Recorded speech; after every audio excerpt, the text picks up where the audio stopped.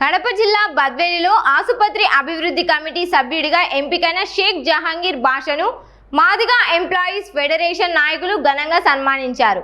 ఈ సందర్భంగా ఆయనకు శాలువా కప్పి అభినందనలు తెలిపారు. ప్రజలకు మెరుగైన వైద్య సేవలు అందించేందుకు కృషి చేయాలని నాయకులు సూచించారు. భవిష్యత్తులో మరిన్ని ఉన్నత పదవులు చేపట్టాలని ఆకాంక్షించారు. ఈ కార్యక్రమంలో చిన్నబాబు, గంగిపోవు నరసింహులు, ప్రసాద్, శ్రీను, మునయ్య, రవిచంద్ర తదితరులు పాల్గొన్నారు.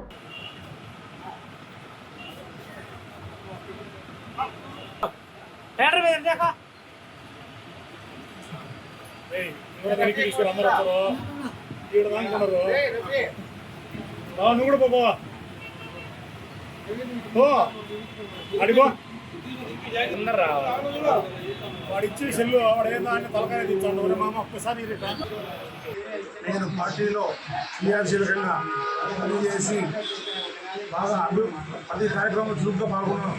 సందర్భంగా నాకు ఈ గుర్తింపు అధిష్టానం నాకు కల్పించడం నాకు చాలా సంతోషంగా ఉంది.